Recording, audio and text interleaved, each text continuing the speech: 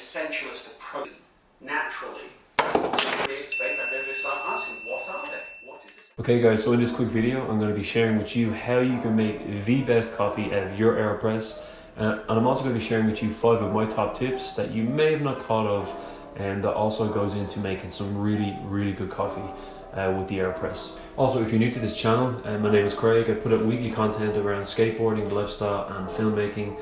So if you want to follow along and see more content from this channel, please do hit the subscribe button.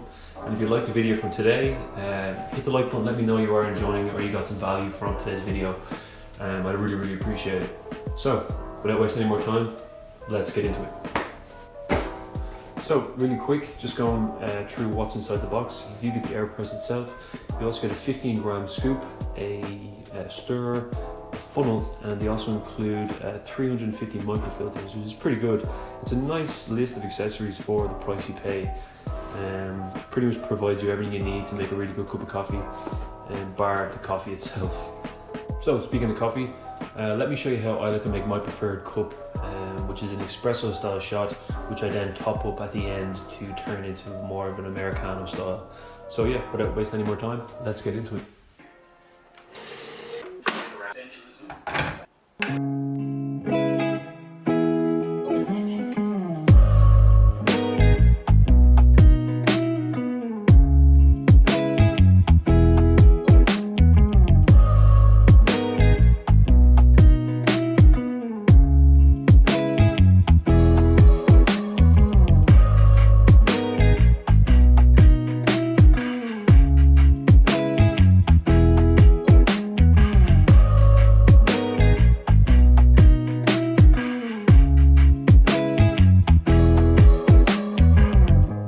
Meanwhile, Of what the priority is and making sure that we aren't.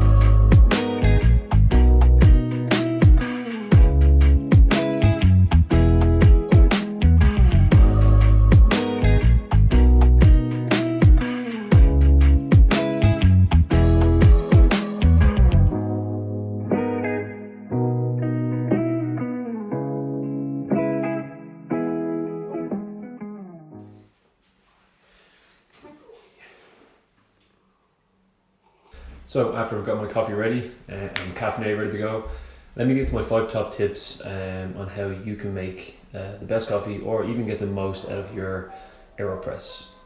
So tip number 1, from what you've probably seen from the video when I was making my cup of coffee, I use the inverted method with the Aeropress, which is essentially turning the Aeropress upside down rather than right side up.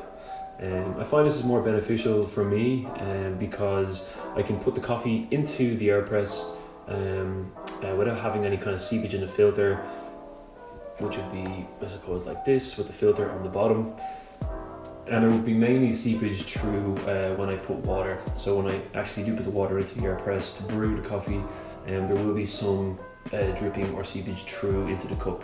So I just find inverting the Aeropress top side up, and it's just easier, and then when you're ready to brew, you can start brewing. Tip number 2, and that is buy good quality coffee. Find a coffee that is more in tune with your taste and what you like in terms of strength and even flavor notes as well. But just try different coffees. The Aeropress will give you a good cup of coffee, but at the same time you need to buy a coffee bean that is more tuned to your taste. So moving on to tip number 3, and that is again a simple idea, but again not a lot of people know or think about it, and that is not to use boiling water. You want to have water that's just below boiling point, and that is mainly to not burn the coffee as you're brewing it within the cylinder of the Aeropress. I think the Aeropress original recipe recommends 90, I think it is 93 degrees Celsius and 200 degrees Fahrenheit. I could be a little bit wrong. If you have a temperature gauge that you can use in the water, cool. I'm not so geeked out on using all these different accessories for coffee. What I normally do is I'll boil the kettle, I'll leave for a minute or 2, and then I'll pour cold water into the kettle and just bring the temperature down a little bit, and then make my coffee from there. So tip number 4 is pre-boil the microfilter. There are a number of taste tests on YouTube where they compare the flavor of the water after they've soaked the paper filter in for a number of minutes, and they have noticed a slight drier kind of texture or flavour to the water after soaking the filter. So get your pre-filter, stick it in a cup or a bowl and soak it for 3 to 5 minutes max, just to get the kind of paper taste out of the filter itself. So tip number 5 would be the pressing force of the plunger itself when you're extracting the coffee.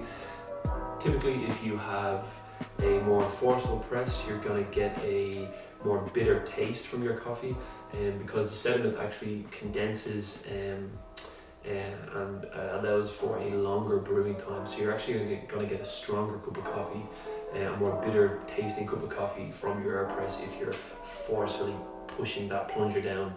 Whereas if you have a more of a lighter kind of press, a slower press, anything between 20-30 seconds, you're going to get more flavour notes within that coffee, and it's going to be a little bit more sweeter as well, as opposed to bitter. So if you like your bitter kind of coffee, then forceful press is better. If you like more flavour or sweeter notes, then opt for a lighter, kind of easier press down, anything around 20-30 seconds. So yeah. So tip number 6, I know I originally said there were only 5 tips, but I completely forgot that. I had one more tip to do with the Aeropress funnel. So I know the funnel is mainly used to scoop coffee in if you have like large kind of heaped scoopfuls of coffee. But what I've come to find out as well, if you're trying to filter coffee into like a flask or something that has a lot more of like a narrower top that you can't actually fit the Aeropress on, you can use the funnel as an adapter. So you can put the funnel on top of the cup and then fit the Aeropress perfectly on top and then press down. So yeah, that's tip number 6. Hopefully that one helps. I'm happy I remembered before I finish this video. As a bonus tip, and to help you make your microfilters last longer, reuse your filters. At the end, when you take it off, just wash your filter under the tap, get all the coffee off, and then just give it a quick wipe and let it dry on the side. I've been using this filter now for maybe 6 or 7 cups of coffee, and it's still perfect. So yeah, instead of buying more filters, make use of the ones you already have, especially the free ones you get in the box. And yeah, reuse your filters. Because the Aeropress is so small, you can take this traveling. So whether you're going to a different country, camping, or even on a road trip, instead of buying coffee in a garage station, or even, I don't know, maybe there's no good coffee shops around, just get hot water, have your Aeropress with you, bring your coffee, just top it up with hot water, and then you can make your own coffee on the go. And it doesn't take up much space as well, whether it's in like a backpack or a suitcase, but it's just nice to have for when you do actually want to make a nice cup of coffee.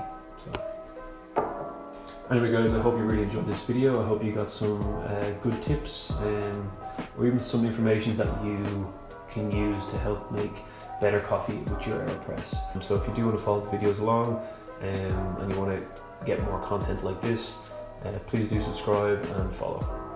Have a good day.